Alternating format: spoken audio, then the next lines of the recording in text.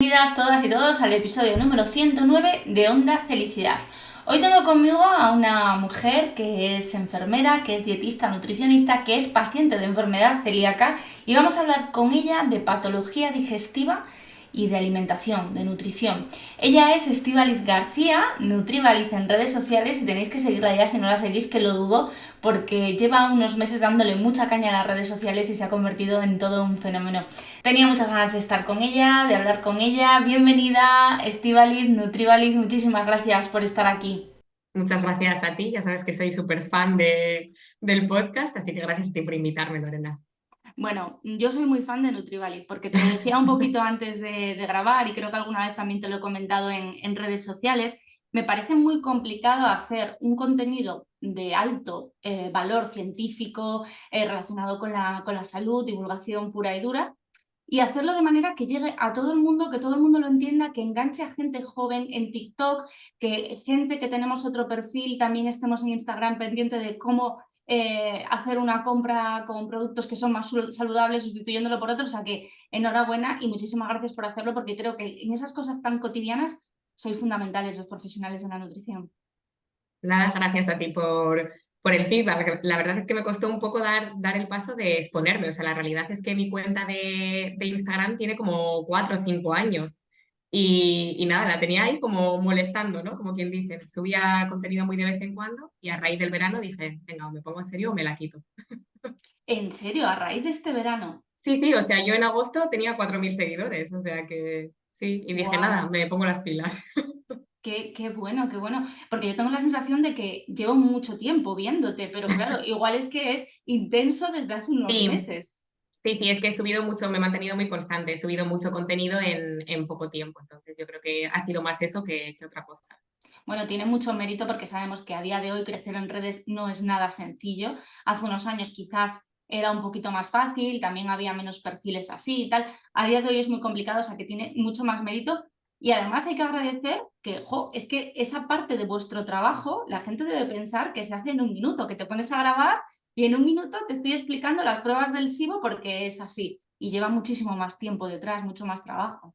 Sí, sí, total, o sea, lo de las redes es, yo por eso digo, te tiene que gustar un poco, tienes que verte algo recompensado, pues que a la gente le guste y tal, porque la verdad es que es bastante curro y desde que grabas el primer vídeo hasta que logras empezar como arrancar, tienes ahí que mantenerte constante, o sea, yo creo.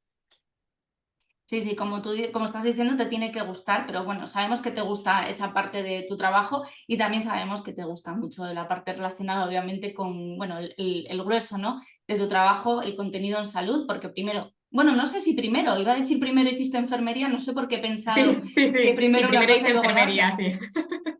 Bueno, son dos cosas que se complementan mucho, la enfermería y la nutrición. Pero, ¿qué fue lo que te llevó a decir, pues ahora me voy a hacer un grado en nutrición? Pues fíjate, yo creo que como el 90% de las personas que tenemos o sea, como que tenemos la nutrición como segunda carrera, digamos, el sufrir un poco en tus carnes, ¿no? Alguna patología, alguna situación incómoda, ¿no? Pues que no te da respuesta un poquito la medicina convencional y empiezas a investigar. Yo lo hice todo un poco al revés porque después de enfermería me hice un máster en nutrición. Claro, luego terminé el máster, empiezo a mirar, no puedes dedicarte a eso porque eso es intrusismo laboral. Luego lo que me llevó sobre todo a hacer nutrición fue que estuve 2 años en amenorrea, me decían que no era nada y nada, la verdad es que empecé a investigar por mi cuenta, empecé a estudiar salud hormonal y dije, pues me meto a nutrición. Y dije, y no lo pienso mucho porque si no, no lo hago. Sí, la verdad es que sí, porque al final te pones a sumar y son muchos años estudiando. Sí, sí, pero bueno, eso sí que es verdad que no, hay a gente que le cuesta más. A mí lo de estudiar, digamos que no es una parte que me incomode mucho. Eso está fantástico. A mí me pasa un poco como a ti, es como, tengo ahora 2 horitas, ay, pues voy a estudiar un ratito y la gente es Eso como, es, madre sí. mía, y a mí no, a mí en realidad me motiva y si encima lo puedes aplicar a tu propia salud, como es tu caso, que justo también antes de grabar me decías que llevabas un añito y medio diagnosticada de enfermedad celíaca, menuda sorpresa, ¿no? Sí, la verdad es que sí. Además, bueno, yo hice las cosas un poco mal porque yo fui de las que retiró el gluten, incluso no lo retiré al 100%, pero bueno, yo en mi día a día no consumía gluten, pero luego sí que es verdad que hice un poquito más drástico y lo retiré como de normal, sin vigilar trazas y eso. Y nada, realmente yo siempre digo que es que el punto de inflexión fue que me fui, en ese momento yo no estaba tomando gluten y me fui con mi madre a un viaje a Nápoles. Claro, allí fue pasta, pizza, pues yo volví, estaba súper cansada, se me inflamaron los ganglios en el cuello, a nivel digestivo no tenía nada, o sea, porque sí que igual estaba un poco hinchada, pero nada que te llamase la Ujú. atención. Y nada, es que yo volví y dije, es que tengo que ser celíaca sí o sí. Y nada, y me tuve que hacer al final las pruebas por privada, porque realmente por seguridad social, como no presentaba esos síntomas digestivos característicos, pues no había razones para hacerlas. Qué fuerte, es que eso lo estamos viendo constantemente, ¿no? Supongo que además a ti, a la consulta, que luego hablaremos también de cómo conseguir consulta con Nutrivalid, te llegará gente totalmente desesperada, que ha probado todo y que quizás como no tiene ese cuadro de síntomas que son más clásicos, pero que se ven a día de hoy menos, no les hacen las pruebas. ¿Tú qué haces en esos casos? ¿Cómo procedes? Pues sinceramente intento que insistan y muchas veces digo, no, pues es que tú vete y explícale que cuando comes gluten tienes diarrea. Digo, o sea, explícale realmente que es que tú lo relacionas con el gluten, porque igual que te viene un montón de gente que realmente no tiene las pruebas o que no saben un poquito por dónde van, también te viene un montón de gente con los IgA o los antitransglutaminasa. Nada, ¿no? Si me hicieron, hay mucha gente que me dice, no, me hicieron la prueba de celiaquía y yo, ya, pero ¿cuál? ¿Cuál? Porque al final es como, es que eso cuando la clínica es muy obvia o hay un déficit de absorción, tienes anemia, te falta la vitamina B12, es como hay que continuar estudio, ¿no? Y ahí la gente normalmente se estanca ahí. Hay que ser pesados y necesitamos a un profesional como tú que nos diga, no, no, insiste. El otro día veía un post que era me sentí muy identificada porque decía, la celiaquía no está en nuestra cabeza, está en nuestro sistema inmunológico, está en nuestro aparato Claro, digestivo, pero claro, muchas veces tú piensas, el médico obviamente sabe mucho más que yo creo que, pero necesitamos el apoyo de alguien actualizado, especializado, que nos diga, sí, sí, sigue por ahí y lucha por esas pruebas, que también es triste decir que hay que luchar por ellas, sí. pero es que es la realidad. Sí, falta mucha, yo creo que se ha avanzado muchísimo en los últimos años, pero claro, todavía se arrastra el desconocimiento de que digamos que hasta hace poquitos años era una cosa que solo tenía una persona de cada, pues eso, de cada mucho, era como eras el raro, ahora cada Sí. vez es más común, o sea, yo creo que ahora en todos los grupos de amigos hay un celíaco. Sí, sí, sí, sí. O sea, a mí me pasa que cuando llegas a un sitio, de hecho, cuando voy con grupos así de gente de vez en cuando somos como dos, o sea, y si no es que falta mi amigo por venir que también es celíaco como tú, ¿qué tal? Es verdad que es mucho más habitual que la celiaquía la conocemos mucho más a día de hoy porque se diagnostica, supongo que más, aunque todavía hay un problema de infradiagnóstico importante, pero bueno, ahí queda mucho por hacer. También nos da la sensación, y a veces nos lo cuenta, sobre todo gente que no es de nuestro entorno, nos dice, madre mía, es que ahora sois muchísimos celíacos, es que ahora mismo hay muchísima gente con patología digestiva. ¿Está aumentando o la conocemos mejor y la diagnosticamos mejor? Yo creo que ambas, ¿eh? La verdad es que no me mojaría por ninguna. Creo que el estilo de vida que llevamos hoy en día, vivir en ciudad, contaminación, no exponernos a la luz del sol, tenemos trabajos sedentarios, la alimentación es peor, incluso aunque queramos que sea buena. O sea, en general el estilo de vida creo que propicia que hoy en día haya ya no solo la celiaquía, sino muchísimas más enfermedades autoinmunes. Eso sumado al conocimiento de este tipo de patologías, ¿no? Porque al final si hablas con al final, pues eso, nuestros padres, abuelos y tal, siempre conocen no, es que yo iba a comer, cenar con una persona que siempre se tenía que llevar un antiácidos cada vez que comía afuera. No, es que había gente que vivía con, pues, ahí hay mucho celíaco sin diagnosticar y yo creo que, pues, que es un poquito de las.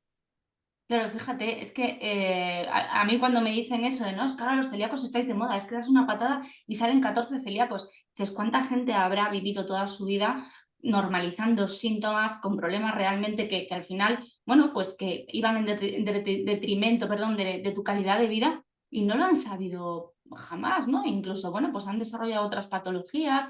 Bueno, al final hay que ponerse en manos de profesionales y hay que dar gracias pues, a todos los avances que ha habido en investigación para conocer mejor ya no solo la celiaquía, sino tantas otras cuestiones, ¿no?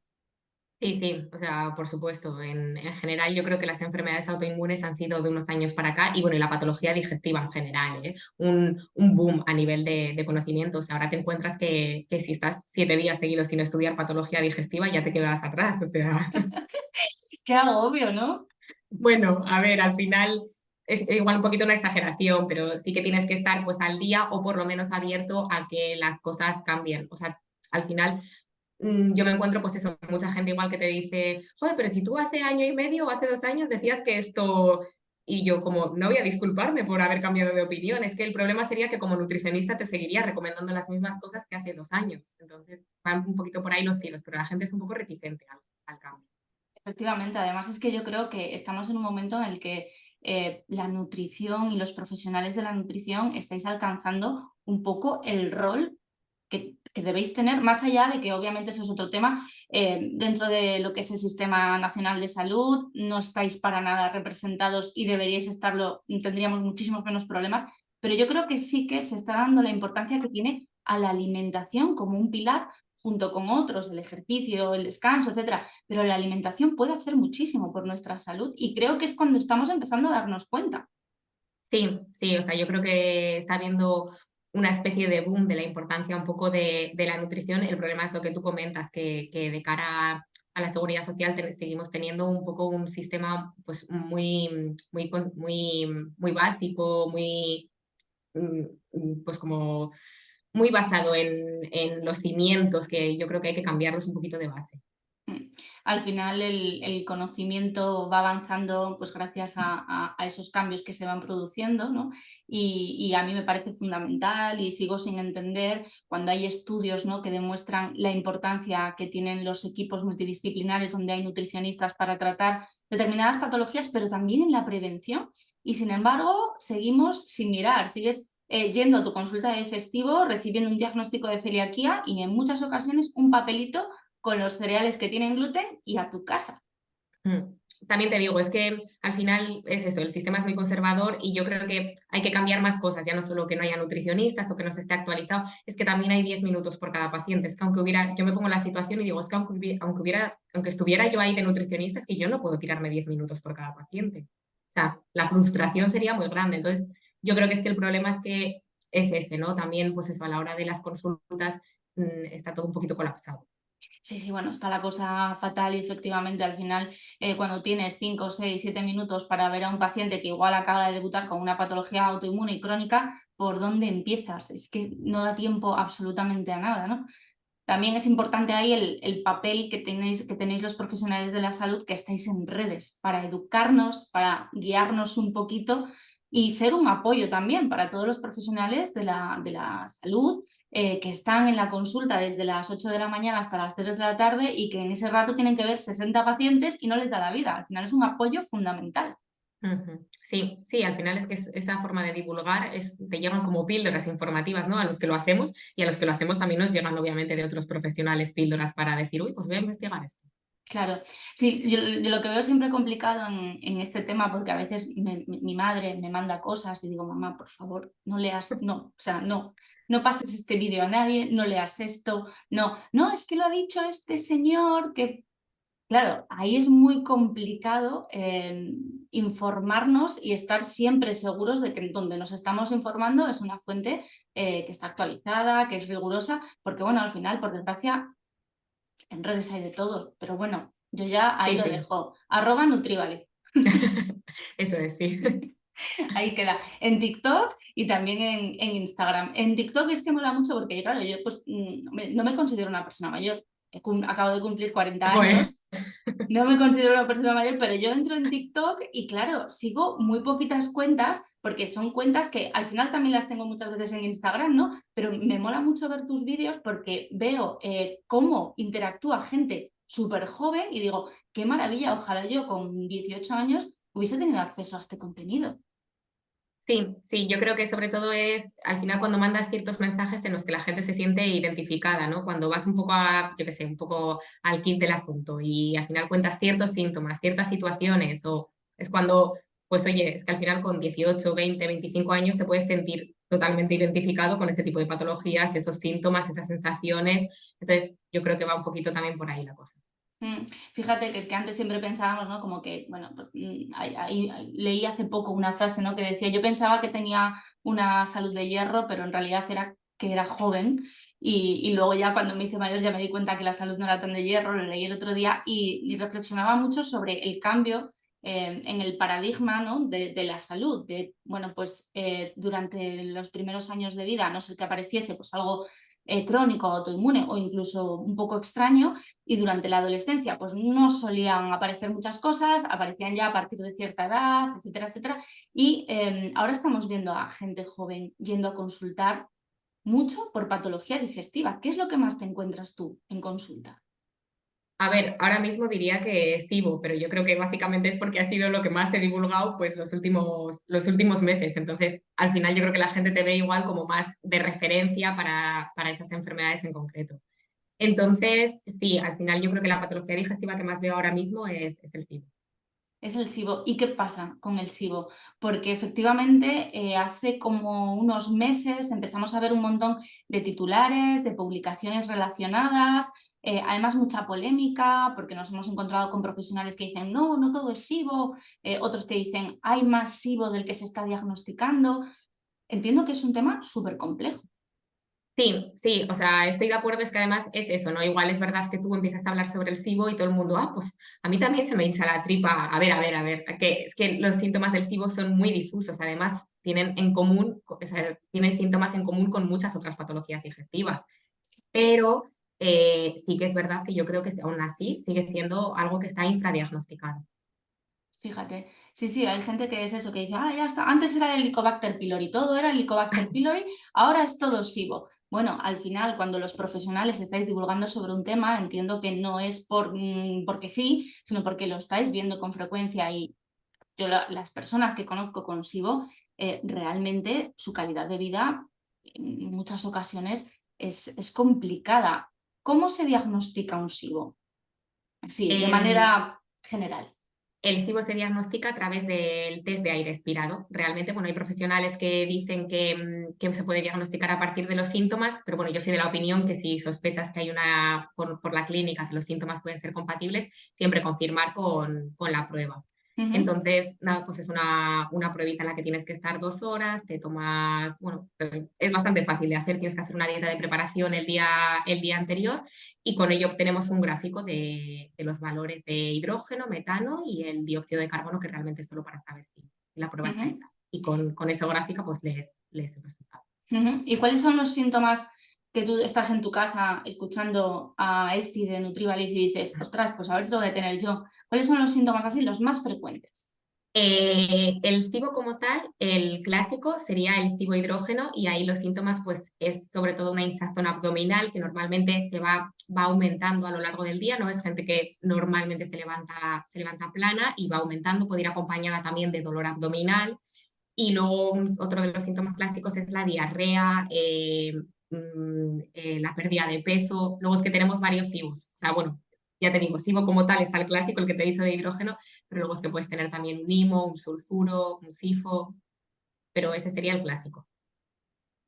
Entiendo que, bueno, no lo hemos dicho, lo vas a explicar tú ahora mucho mejor que yo. El SIBO es un sobrecrecimiento bacteriano, ¿no? Eso es, sí, es En un el sobre. intestino delgado. Eso es, sí. Nosotros digamos que tenemos muchas bacterias en el intestino grueso y poquitas o menos en el intestino delgado. Entonces, lo que pasa es que hay un sobrecrecimiento en ese intestino delgado, entonces hay muchas más bacterias que las que debería haber. Al final decimos que es como una disbiosis, ¿no? Un desequilibrio de bacterias en el intestino. Ujú. Y lo que no sabemos es por qué bacterias que no deben estar ahí de repente están. Bueno, en realidad, o sea, puede haber varias razones. Puede ser, por ejemplo, un estrés crónico, puede ser una celiaquía que no ha sido diagnosticada y se ha desarrollado el SIBO, puede ser una intolerancia alimenticia también que no se ha diagnosticado.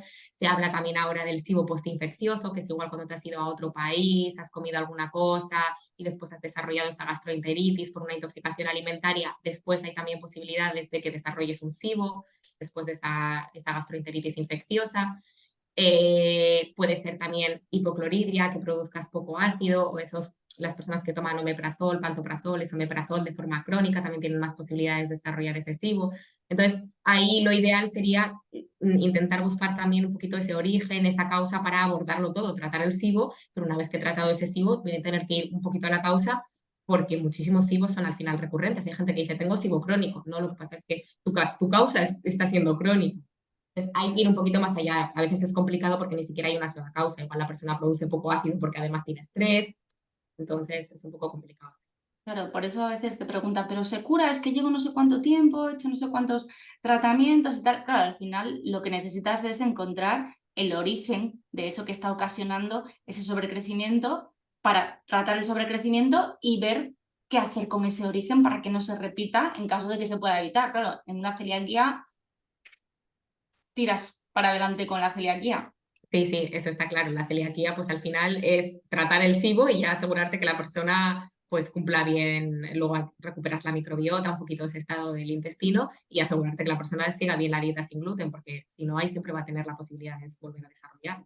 Claro, fíjate, en el protocolo de 2018 se habla de enfermedad celíaca no respondedora y se dice que la primera causa por la que un paciente no mejora es, bueno, pues porque hay pequeñas transgresiones en la dieta sin gluten, pero ya en ese documento se incluye la posibilidad de que existan en el momento del diagnóstico de enfermedad celíaca otras cuestiones que hagan que, a pesar de que hagas una dieta sin gluten estricta y perfecta todos los días, no haya una mejora. Entre otras, habla de SIBO, de intolerancias alimentarias. ¿Te lo encuentras a menudo, celiaquía acompañada de cosas?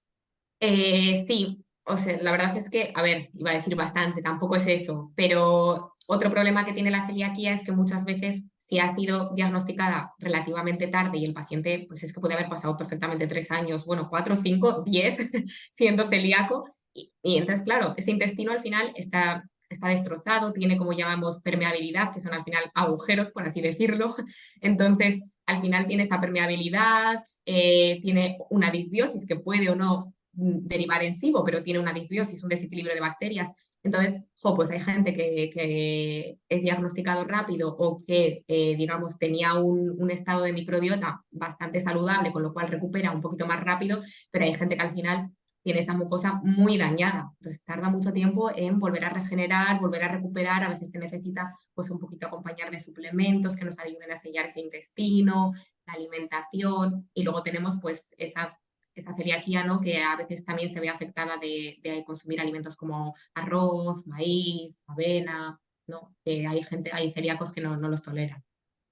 Que eso es una faena tremenda Sí, porque nos encontramos muchísimos productos procesados específicos para celíacos, como pueden ser los panes, ¿no? Que al final pues te apetece desayunar pan y te pones a mirar y dices, vale, es maíz, y es que resulta que a mí me hace esa reacción cruzada y no lo puedo tomar. Y yo es verdad que con el tema del, sobre todo con el maíz, me lo encuentro cada vez más frecuentemente celíacos que tampoco pueden consumir maíz, y ahí las cábalas que tenéis que hacer vosotros para pautar una alimentación que, además de sin gluten, sea saludable. Claro, los 5 minutos de consulta que decíamos antes, imposible. nada, nada, olvídate. No, no. Para la celiaquía tienes que hacer bastante consulta de seguimiento y luego si no mejora, pues eso, valorar primero como has dicho tú, que esté haciendo bien la dieta, que a veces es como, no, si la estoy haciendo bien. Bueno, vamos a ver, esa es tu opinión. Vamos a revisar. Y valorar luego que exista otra patología y por tercero o por segundo, ahí verías un poco, valorar pues que haya una reactividad cruzada. Yo, por ejemplo, siempre recomiendo que pasen 6 meses hasta que introduzcamos la avena desde el diagnóstico de celiaquía, por ejemplo, en el caso de la avena. Claro, es que es fundamental cuando nos diagnostican una enfermedad. Es que por mucho que un médico quiera ayudar a su paciente, primero, y con todos mis respetos para los médicos, no suelen tener formación en nutrición, no suelen. Es decir, el que la quiere tener, la puede tener porque se la ha buscado fuera, pero lo que es la carrera de nutrición, hasta donde yo, o sea, la carrera de medicina, hasta donde yo sé, no son expertos en nutrición, se dedican, bueno, pues bastante tienen con estudiar todo lo que tienen que estudiar, ¿no? Entonces, me parece muy complicado que a veces te dicen los pacientes eso, te dicen, no, pero es que el médico me ha dicho que esto no me lo ha aclarado, no lo ha mencionado, no tal. Al final me parece fundamental en enfermedad celíaca o en sensibilidad al gluten trigo que haya un profesional de la nutrición que sea en el momento en el que te dan el diagnóstico, lo siguiente es un nutricionista, porque nos tenéis que explicar tantas cosas, bueno, y un psicólogo también tendría que estar ahí Sí, sí, también por supuesto. de apoyo. Pero bueno, yo estoy pensando en la necesidad número uno una vez que sales de la consulta y que dices, vale, ¿y ahora por dónde empiezo? Siempre me acuerdo, y le he mencionado muchas veces en este podcast a la doctora López, que decía que en adultos se encontraba con adultos diagnosticados después de un tiempo, que cuando se hacían la revisión de los 6 meses, los anticuerpos estaban fenomenal, habían bajado bastante, pero subía el colesterol. Porque si no tenemos educación nutricional, si no sabemos lo que es realmente una dieta sin gluten sana, variada y equilibrada, nos vamos a todos los ultraprocesados que ponen en bien grande sin gluten, que son seguros, que son sin gluten, pero dentro de una alimentación entiendo que no deben tener protagonismo, ¿no? Dentro de una dieta variada. Sí, eso es. Al final, mira, una cosa que muy curiosa que cuento, mi cuñada es celíaca también, y es celíaca antes que yo. Y cuando le diagnosticaron la celiaquía, me acuerdo que me preguntó mi madre, me dijo, jo, échame una mano, es que no sé qué hacer para comer. Y yo le digo, ¿cómo que no sabes? Pero si en casa no solemos consumir pasta o sea, yo decía, ¿cómo que no? Una ensalada, legumbre, Claro. carne, pescado, pero es verdad que yo creo que el que recibe un diagnóstico al final que tiene que tener ciertas restricciones es como se siente perdido en el momento, ¿no? Entonces es como, ¿y qué como yo ahora? Y luego dices, a ver, bueno, tranquilicémonos, que hay muchísimos alimentos frescos, pero yo creo que la gente se siente como una falsa seguridad con que el alimento esté etiquetado sin gluten. Como luego es que es verdad que la cosa en vez de ir a mejor parece que va peor y ya que si esta marca lo declara, que si esta marca no lo declara, que Sí. si esto es genérico, que si la leche no es genérico, claro, la gente dice, va, pues es que yo para pensar, o sea, para pensar todo eso, cojo el que pone sin gluten y ya está. Entonces al final consumes más ultraprocesados. Claro, sí, sí, totalmente. Y hablando de lo que estabas comentando con la avena, hace años, o sea, yo me acuerdo cuando a mí me diagnosticaron, que bueno, de eso hace mucho, pero incluso después, la avena era un cereal prohibido en España, o sea, era trigo, avena, cebada y centeno, nada, cero. Desde que hace unos años encontramos avena en el mercado, etiquetada con esa mención o certificada o lo que sea, bueno, pues la encontramos prácticamente ya en cualquier supermercado, te puedes encontrar unos copos, unas galletas, lo que sea. Yo estoy viendo en muchos celíacos recién diagnosticados que al encontrarse en el supermercado esa avena etiquetada sin gluten, desde el día número 1 la están consumiendo. Y de repente cuando subes un post sobre la avena, que la recomendación es esa, esperar un tiempo a estar un poquito mejor, que el intestino esté un poco mejor y ya ver si me sienta bien o no, y siempre con supervisión de tu nutri o de tu médico, es cuando dicen, ostras, pero si yo la estoy consumiendo desde el día 1 y no estoy mejorando, o sí estoy mejorando, pero de vez en cuando, claro, es que al final entran tantos factores, hay que tener tantas cosas en cuenta de cara a la mejoría y de evaluar si se está haciendo bien la dieta sin gluten, que la información y la educación es fundamental.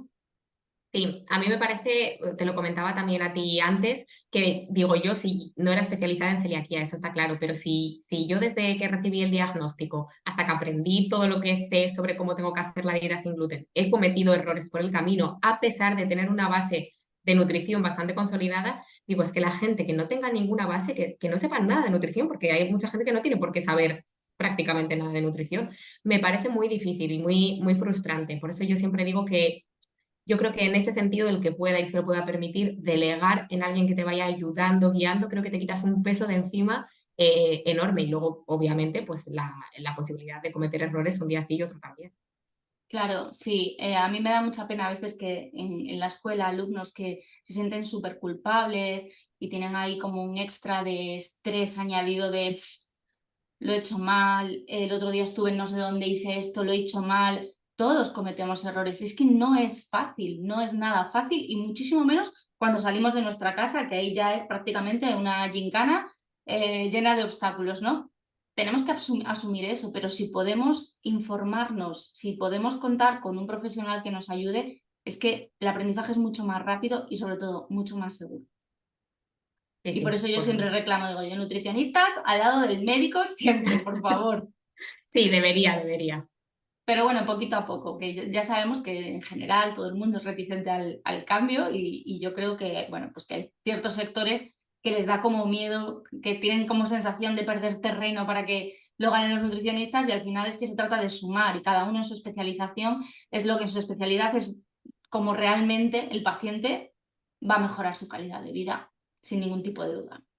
Sí, y yo creo también que de todas formas incluso, bueno, todos los profesionales sanitarios empiezan a pensar en lo del tema de la nutrición. Me refiero yo que también trabajo de enfermera, al final mis compañeros y tal, muchas veces dicen, joder, ¿por qué no te ponen a ti en vez de enfermera, de nutricionista? Y digo, ya, Y tú, pero aquí ojalá, vengo. ojalá.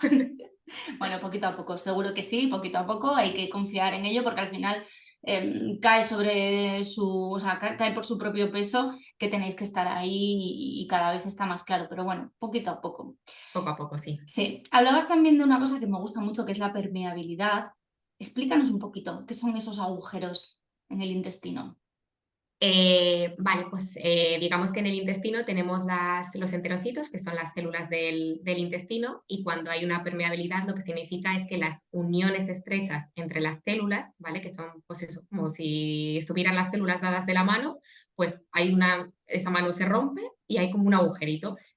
No es un agujerito literal, pero es un agujero ficticio que lo que permite es la entrada de componentes de ciertos alimentos al organismo. ¿Qué pasa? Que cuando pasan esa barrera del intestino y entran dentro, el cuerpo al final los detecta como partículas extrañas. Entonces se desencadena una reacción inmunológica contra estos alimentos. Luego, claro, tenemos el sistema inmunitario tiene memoria, con lo cual cada vez, la próxima vez que el alimento pase dentro, pues va a volver a generar otra reacción inmunitaria exagerada.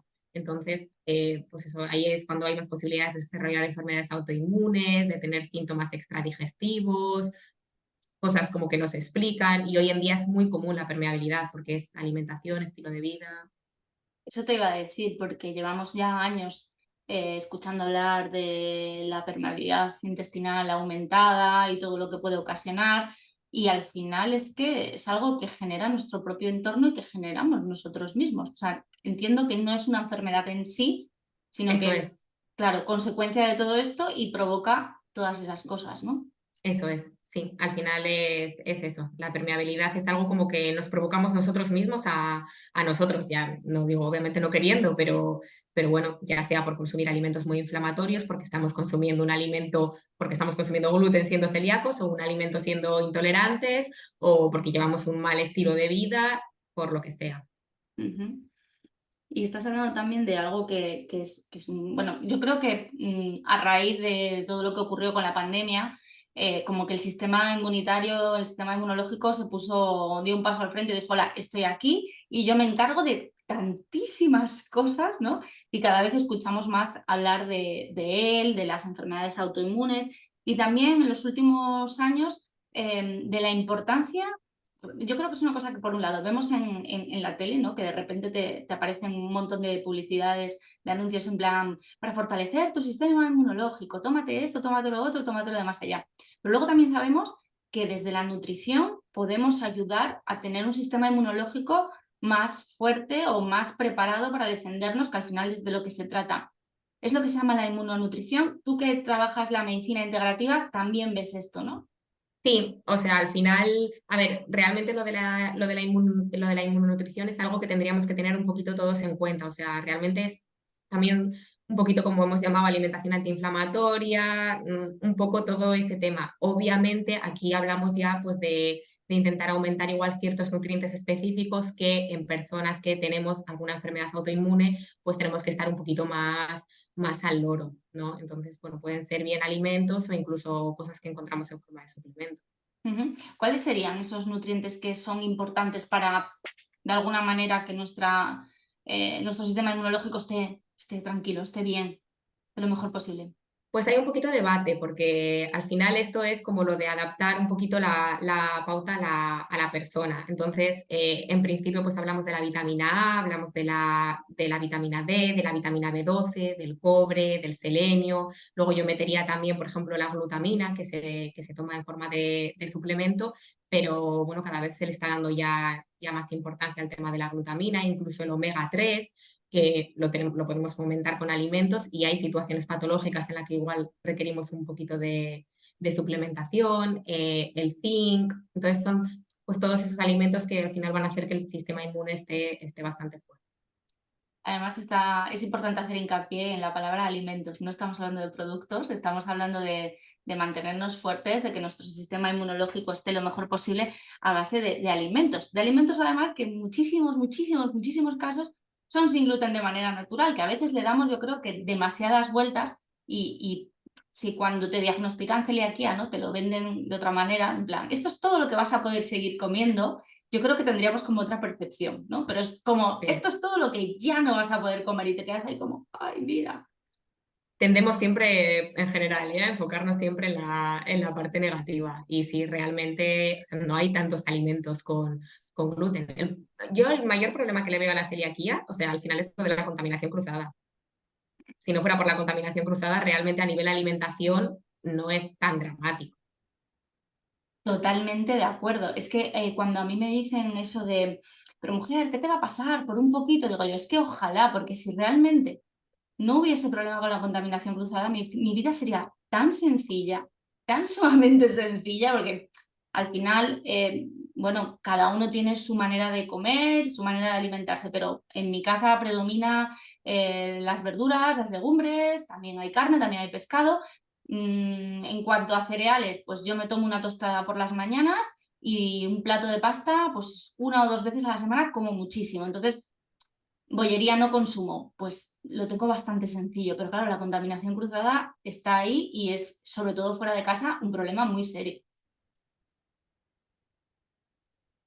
Sí, sí, yo lo veo a nivel de hacer vida social y eso que por las historias que me han contado y de todo, considero que he tenido mucha suerte en cuanto a familia, vida social, amigos.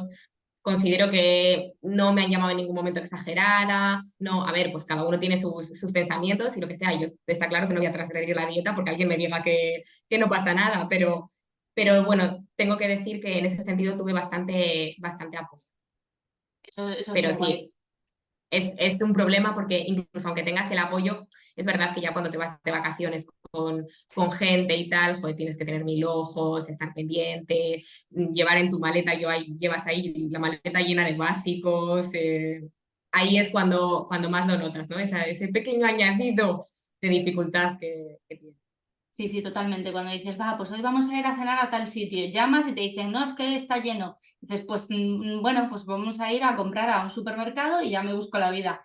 Es verdad que al final las limitaciones las encuentras más fuera de casa. En casa, una vez que aprendes y que sobre todo, pues si tienes la suerte, ¿no? de poder contar con un profesional que te ayude a hacer una alimentación que además de sin gluten sea saludable, que es algo muy importante, pues ya es otra cosa. Y eso también te lo quería preguntar. ¿Cómo es? Porque entiendo que es como la de cualquier persona, ¿no? Pero ¿cómo es una alimentación, una dieta sin gluten sana, variada, equilibrada? ¿Qué tenemos que comer en nuestro día a día? Mira, pues yo te diría que para empezar tiene que ser personalizada. No hay dos personas que tengan que comer exactamente igual, a no ser que no tengan absolutamente ninguna patología, que no es algo que te encuentres tan común, que todo el mundo esté 100% sano. Pero en principio, o sea, básicamente es, digamos, alimentarnos a base de carne, pescado, legumbre, grasas saludables, incluso priorizar tubérculos sobre cereales, así como un poquito a priori, boniato, patata, fruta, verdura, ¿no? Sería un poquito la base y luego ya pues podemos ir añadiendo ciertos alimentos a lo largo del día, pero teniendo en cuenta que el valor nutricional es menor, ¿no? Pues por ejemplo, soy celíaca, me gusta el pan, a mí me encanta desayunar tostadas los fines de semana, entonces ahí es donde tienes que meter, pues desayuno unas tostadas con huevo, con aguacate, con jamón. Realmente ahí es donde tienes que aportar el valor nutricional, porque incluso aunque el pan sea saludable, no te aporta valor nutricional. Entonces yo creo que es importante hacer esa distinción, que es un poquito lo que confunde a las personas, que no todo el alimento es caloría, pero no todo el alimento nutre. Importante eso, ¿eh? Qué bien lo has contado, me ha Sí, gustado sí. mucho. Porque sí, sí, es que estamos. Bueno, Porque pensamos muchas veces, no, pues tengo hambre, pues como esto y ya está. Pero es que igual has comido algo y no te ha servido de nada. No tienes ahí ni macro ni micro, no tienes absolutamente nada. Y se trata, bueno, de vivir lo mejor posible, cuanto más tiempo posible, sin tener ningún tipo de carencias. En enfermedad celíaca, por ejemplo, sí que vemos al inicio del diagnóstico que precisamente por el estropicio que tenemos en el intestino faltan cositas, que si hierro, que si ácido fólico. Sí. ¿Cuáles son las principales carencias que te encuentras en pacientes recién diagnosticados de celiaquía? Lo que has dicho tú, básicamente anemia, ácido fólico y vitamina B12, porque realmente son como lo que es más fácil que te miren, o sea, lo más común. Entonces, es lo más común que al final te vas a encontrar en una analítica, a no ser que alguien se haya hecho algo muy específico. Si mirásemos también, por ejemplo, marcadores inflamatorios, los marcadores inflamatorios en general suelen estar bastante elevados. No igual pues la PCR, cositas que te van indicando un poco que ese organismo está inflamado. Pero si no, yo creo que esas carencias, o sea, la anemia al final es muy común. Por ejemplo, en mujeres puede pasar un poquito. No le doy un pase porque siempre hay que buscar el origen de lo que te pasa, incluso de la anemia. No es, parece que no es el 99% de las veces regla abundante, como dicen. Pero, por ejemplo, en hombres es que a mí me parece súper evidente. Un hombre con una anemia de caballo, es que ahí hay algo, no te digo celiaquía, pero es que ese intestino no está absorbiendo porque ese hombre, esa persona no tiene pérdidas de sangre en ningún momento. Claro. Entonces, ahí te tienen que saltar las alarmas. El Ujú. sistema inmunológico también puede estar alterado. Sí, sí, sí, es que es un cuadro. Cuando llega el diagnóstico empiezan a cuadrar muchas cosas que quizás no se les daba la importancia, incluso que el paciente pues ya había normalizado síntomas y tampoco se lo había ni contado al profesional. Pero claro, entiendo que cuando te llegan a ti estas analíticas dices, pero si es que es todo blanco y en botella, ¿no? Como se suele decir. Sí, sí, sí. Bueno, muchísima gente y al final normalizamos síntomas, vivimos con síntomas normalizados. Sí, sí, totalmente, totalmente. Además es que a mí me pasa que yo lo veo mucho en mi entorno y me dicen, ahora ya estás tú que solo ves celíacos y yo, no, pero porque es verdad que además los síntomas de la celiaquía pues pasa un poco como con el SIBO, son muy difusos. Entonces, unas diarreas pueden ser de celiaquía, pero de 40 cosas más. Pero cuando ves ciertos tal y de repente, no, pues mi primo es celíaco, pues como, consúltalo, consúltalo y ya veremos, ¿no? Luego en qué queda la cosa. Pero siendo algo frecuente, bueno, pues es que no deberíamos normalizar absolutamente nada. También entiendo que no hay que ir al médico porque de repente me duele un ojo, ¿no? Pero bueno, hay ciertas Sí, cosas sí, que exacto, porque luego está el sistema como está y lo saturamos sí, de sí, más. sí. Pero bueno, hay ciertas cosas que sí que lo merecen. Y volviendo al tema de las carencias nutricionales, en ese momento de inicio del diagnóstico con esa anemia, con el ácido fólico por los suelos, la B12, ¿qué alimentos pueden ayudar a las personas que tienen celiaquía a que bueno, esa recuperación sea un poquito más rápida a través de, pues eso, de la alimentación? Realmente intentar enfocarte en subir aquellos alimentos de los que sea carenciales, enfocarte, si preparas un menú, pues enfocarte en que esos alimentos se encuentren. Luego a mí me gusta mucho incluir, por ejemplo, el pescado azul para asegurarte un buen aporte de omega 3, alimentos ricos en vitamina D, una alimentación bastante rica en calcio cuando el diagnóstico acaba de ser reciente.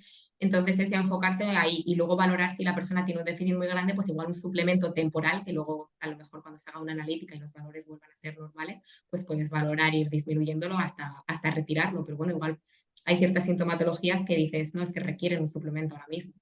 Claro.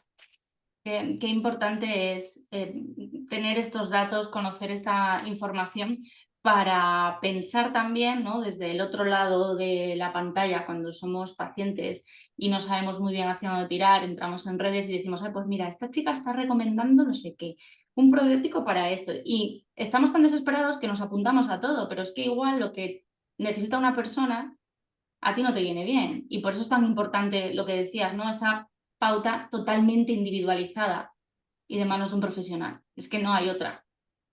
Sí, sí, y luego la verdad es que lo de la suplementación es un tema, ¿eh? Porque yo me considero bastante fan de la suplementación bien usada, creo que es bastante necesaria y que ayuda muchísimo, pero luego sí que es verdad que al final cuando te expones en redes tienes un montón de mensajes, oye, ¿qué suplemento me recomiendas o qué marca me recomiendas? Y es como, jo, es que no quiero recomendarte ni marca, ni suplemento, ni dosis, porque hay veces que te preguntan, ¿qué dosis hay que tomar? Claro, ¿qué te digo? La de mantenimiento, la de déficit.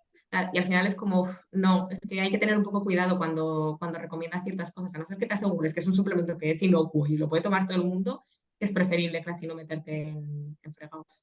Claro, qué complicado. Yo, fíjate que sin ser profesional de la salud, a mí me preguntan a veces por marcas de probióticos. Y yo digo, pero, o sea, yo no te puedo decir absolutamente nada porque no es mi tema ni tal, pero no entiendo que se pregunte, porque es como, tengo un poco la sensación, ¿no? Que es como quien pregunta, oye, ¿qué antibiótico me recomiendas para no sé qué? ¿O Sí, qué jarabe para no sé cuánto? Al final necesitaremos esa ayuda en función de cómo esté nuestra microbiota. No, yo conozco gente que dice, pues he ido a la farmacia y he pedido un probiótico y me han dado este, así, en general, ¿no? Entiendo que eso también es súper individualizado. sí, sí. Es que al final se nos olvida que los probióticos llevan cepas y cada cepa sirve para una cosa. Otra cosa es que me digas, bueno, estoy tomando antibiótico y me han dado el estándar para el antibiótico. Bueno, vale, pero no, estoy tomando probióticos para el colesterol, estoy tomando probióticos para... ¿Y qué te han dado? ¿Cómo sabías tú la cepa que tenías que pedir? Pero al final, pues bueno, se usa un poquito sin esto. Y ya ni hablar, ahora como se pone de moda lo del cibo, pílor y tal, lo de los herbáceos, que son al final como unos antibióticos naturales, pues ahora hay un mogollón de gente, yo me encuentro gente en consulta que me dice, no, es que ya estoy tomando el aceite esencial de orégano en cápsulas, porque es igual el más sonado, y es como, jo, es que no hay nada inocuo, ¿eh? Ni los suplementos naturales son inocuos si los tomas cuando no debes. Entonces es como, joder, estás tomando un herbáceo y ni siquiera sabes si tienes algo que matar ahí dentro. Claro, claro. Es que además has dicho una cosa que a mí me parece muy importante y que creo que se puede llevar también al campo de la alimentación. Pensamos que cuando no tenemos una patología, alimentarnos también es inocuo. O sea, más allá de bueno, los alimentos que sabemos que no son recomendables, que tal y cual, pero es como, no, es que te estás alimentando lo que. Es que me encantó lo que estabas diciendo antes. Es que no es lo mismo alimentarse que nutrirse, ¿no? Entonces, bueno, pues hay que hacerlo siempre. Bueno, lo suyo sería con cierto nivel de conocimiento. Obviamente, no todo el mundo puede coger y decir, pues voy a ponerme a estudiar nutrición para ver cómo hago la compra la semana que viene. No, pero bueno, para eso está también la labor que hacéis en redes y también podría estar, no estaría de más, ¿no? Educación a nivel general en el colegio, por Sí, ejemplo. sí, sí, de eso falta mucho. A mí lo de la educación en colegios me parece que es bastante carencial, porque la das por encima, luego lo que te dicen que es saludable, bueno, no, luego hay colegios que ves, no, los jueves es el día de la galleta, madre mía, ¿cómo que es el día de la galleta? Entonces, pues bueno, yo creo que ahí también tendríamos que darle bastante. Sí, totalmente. O sea, yo me acuerdo de estudiar pues la pirámide, pero bueno, claro, cuando yo Sí, estudiaba pues la pirámide igual lo que tú decías antes, ¿no? Antes se recomendaba una cosa en función del conocimiento que existía antes. Ahora entiendo que esa pirámide es completamente distinta o que ya se prioriza otro tipo de modelos de alimentación. Bueno, pues sería ideal que todos tuviésemos acceso a unos conocimientos básicos. Hace poco veía un vídeo que es que me encantó, era un nutricionista, un compañero tuyo, con una mamá diabética y bueno, pues su madre, él como que le había explicado cuatro cosas muy básicas, en plan, bueno, ya te lo explico mejor, ¿vale, mamá? Entonces ella dejó de consumir azúcar y ¿qué hacía? Comer dátiles, porque son naturales.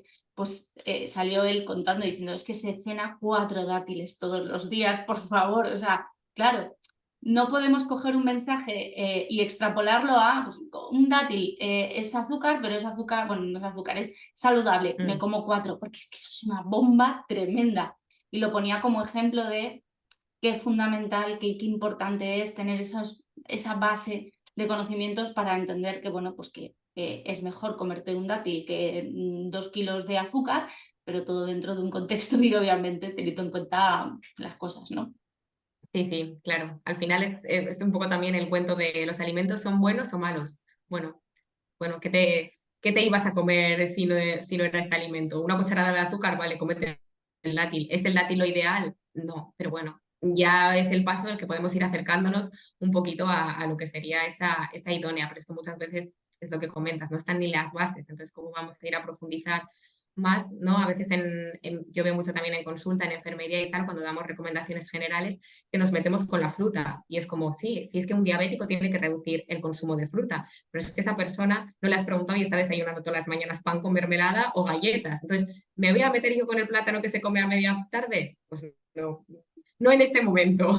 Exacto, ya, es que, a ver, es un tema realmente complicado. Yo me acuerdo un vídeo tuyo, que yo creo que lo tienes además anclado, en el que hacías una propuesta de cambios de productos más saludables en un supermercado, ¿no? Y que había gente que te decía en plan, pero es que eso no es saludable. Y tú lo que explicabas es, ya sé, o sea, partimos de la base de que la gente lo consume, lo compra, pues mejor consumir este que consumir el otro. O sea, al final tampoco puedes cambiar los hábitos al 100% de todo el mundo. Y si alguien se quiere comer un día unas patatas fritas, un snack, pues le puedes dar una opción más saludable y ya está, ¿no? Obviamente, creo que iba por ahí un poco el Sí, vídeo. sí, o sea, cualquier persona que me siga al final sabe, o sea, yo publico mucho lo que como, entonces cualquier persona que me siga sabe qué es lo que yo como y que la mayoría de las cosas que como no están envasadas.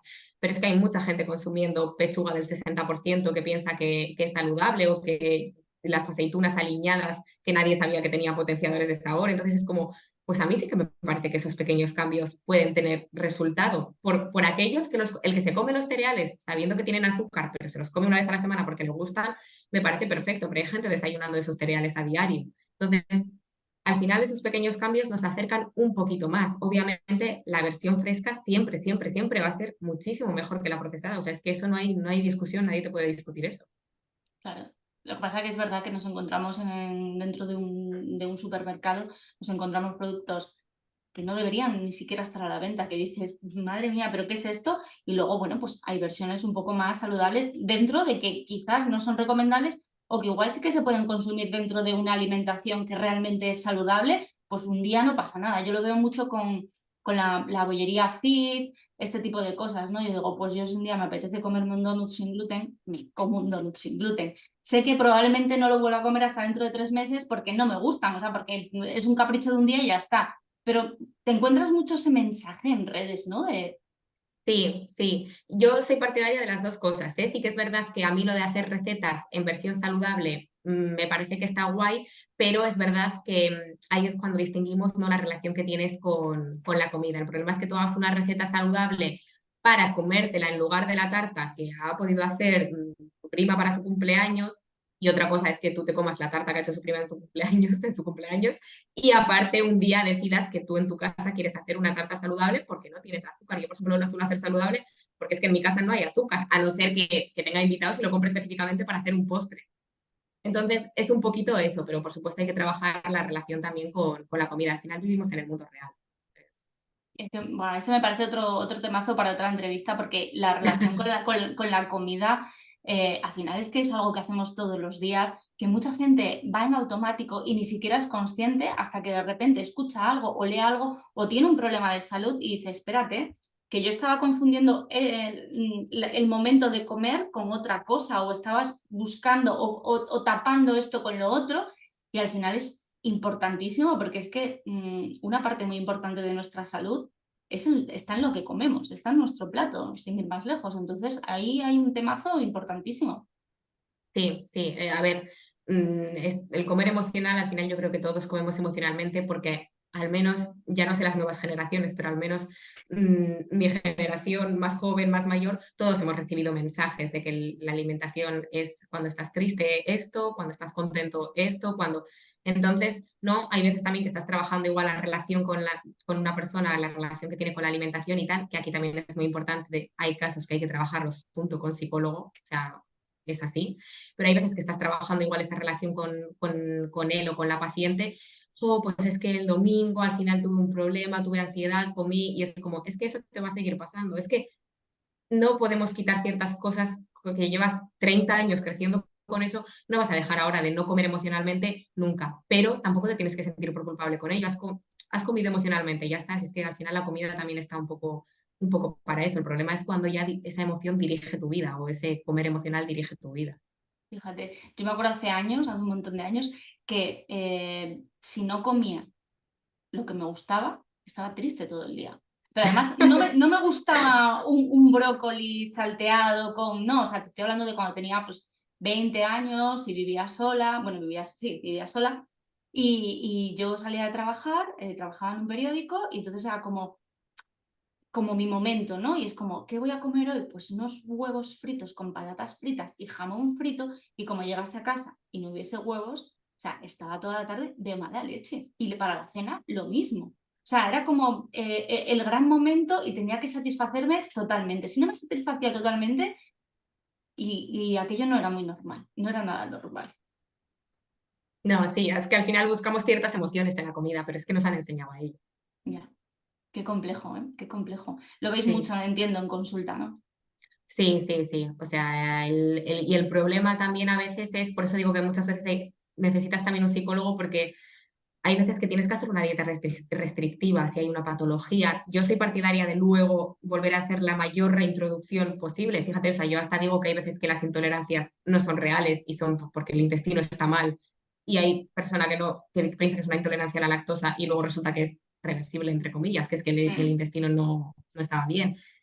Pero aún así hay temporadas que tienes que hacer dieta restrictiva y es como riesgo-beneficio, porque si esta persona ya no tiene una buena relación con la comida y encima le voy a meter ya, es que se genera también un miedo a los alimentos, luego hay gente que dice, no, es que no quiero introducirlos, porque no quiero volver a estar como antes. Y dices, ya, pero es que tienes que tener vida social, es que ahora no estás saliendo, es que yo quiero saber, queremos saber si esos alimentos te sientan bien, pero hay gente que les coge miedo, ya, porque ha estado tan mal que dice, no, no, yo eso no vuelvo a consumir.